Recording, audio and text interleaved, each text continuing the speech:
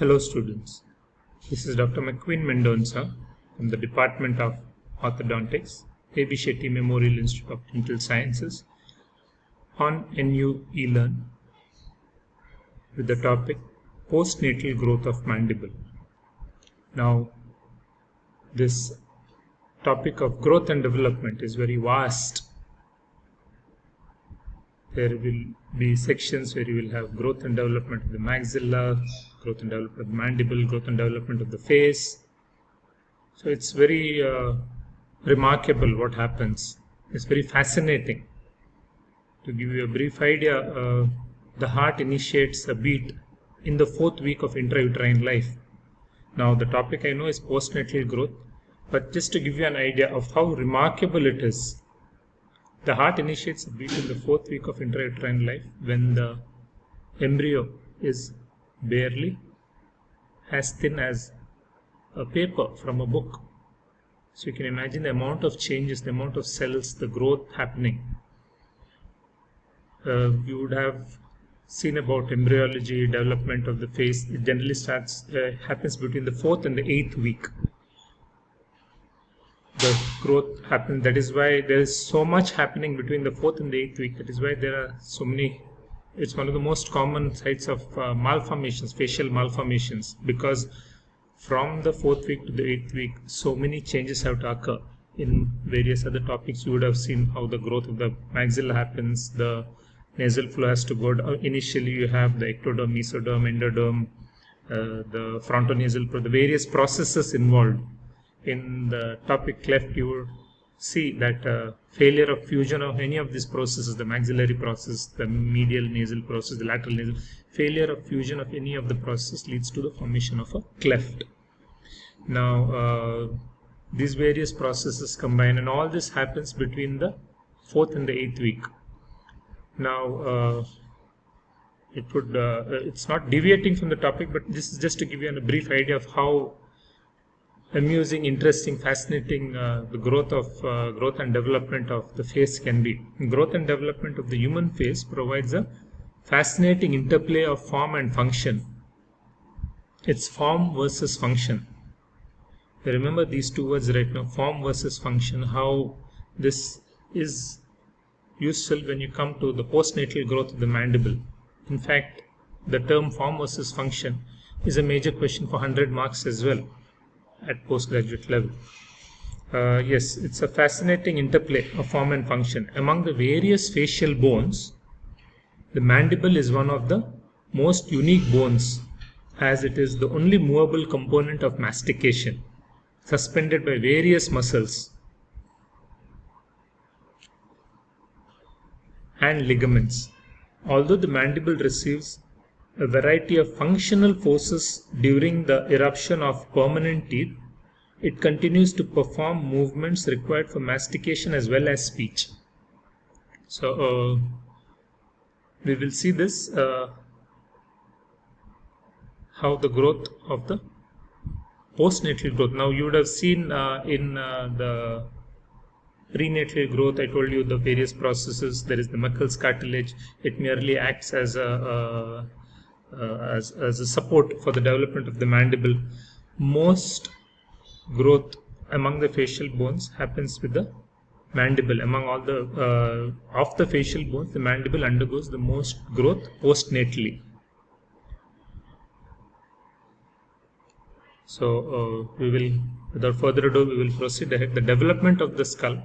The craniofacial complex is divided into the neurocranium, that is the cranial vault, and the cranial base, which is further divided. And then you have the viscerocranium, the nasomaxillary complex, and the mandible. Now, it would not be out of place to mention, you'll have to keep in mind the first words I told you, form versus function. We will see the various, among the theories of growth, there is one theory which deals only with this, the form versus function. So these words keep in mind when you come to the functional matrix theory. Now that's a separate topic in itself, how form plays with function and what is the relation. It was a theory given by Melvin Moss. He was an anatomist. Okay, we will proceed ahead. In childhood, the level of maxillary arch and the nasal floor lie very close to the inferior orbital rim. Maxillary arch and palate grows downward by periosteal resorption on the nasal side and periosteal deposition on the oral side.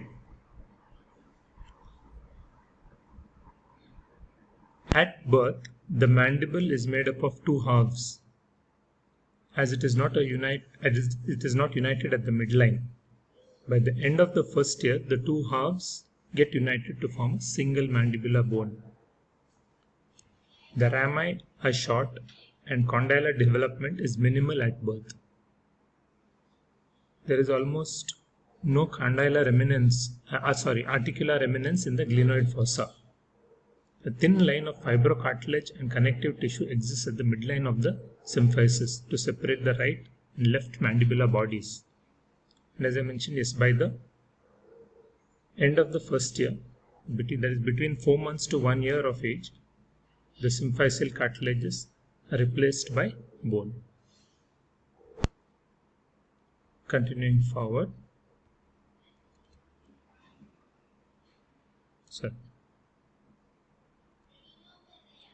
Craniofacial growth, you can see this chart at different ages, that is in terms of percentage. Now we have known when we see earlier the topics, cephalocaudal gradient of growth, that there is an increased axis of growth from the head to the feet. That is why you have the mandibular growth, which is much more than the maxillary growth. Of all the facial bones, as I mentioned earlier, the mandible undergoes the largest amount of growth postnatally. The mandible is basically a slender U-shaped bone with an endochondral bone mechanism at each end and intramembranous growth between, just as in long bones.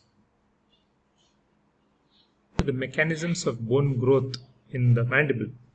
The growth of the mandible primarily involves three processes, that is bone remodeling, that is the process of deposition and resorption. We would have seen this, we will see this in theories of growth, the Enlow's V principle. It follows a V-shaped pattern. There is deposition on one side, resorption on the other side. It is the process of bone remodeling. Then there is what we call as cortical drift.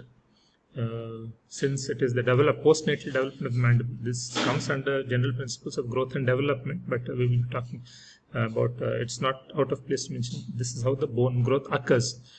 Cortical drift, that is a combination of bone deposition and resorption, resulting in growth movement towards the deposition surface. Then there is the process of displacement, movement of the bone as a whole unit.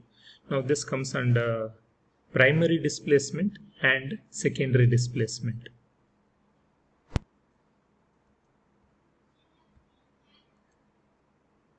Now at birth, the two rami of the mandible are short, condylar development is minimum, there is no articular eminence in the glenoid fossa. A thin layer of fibrocartilage, this is what I mentioned earlier, yes. Connective tissue exists at the midline of the symphysis to separate right and left mandibular bodies. And as I mentioned earlier, from 4th month of age and by the end of the first year, symphyseal cartilage is replaced by bone. You see in this picture, the bone, according to Moss, he speaks of the mandible as a group of microskeletal units. When you go into detail in the functional matrix theory of Moss, he gave it at different points of time. He had an updated theory later. So it explains as to how form is related to function. He speaks of the mandible as a group of microskeletal units. The coronate process is one skeletal unit under the influence of the temporalis muscle, for example. The gonial angle is another skeletal unit under the influence of the masseter and internal pterygoid muscles.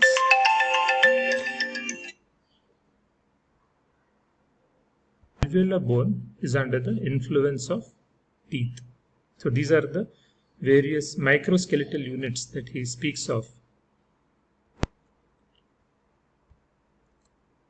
After the first year of life, appositional growth is active at the alveolar border at the distal and superior surfaces of the ramus, at the condyle along the lower border of the mandible, and on its lateral surface. Now you can see this deposition and resorption is marked. Deposition is marked as the plus sign, and resorption is marked as a minus sign. So this is where the deposition occurs, addition of bone, and if you notice this border of the mandible, this is where the resorption occurs. So there is growth. You notice the arrows which are given there, they are indicate the direction of the mandibular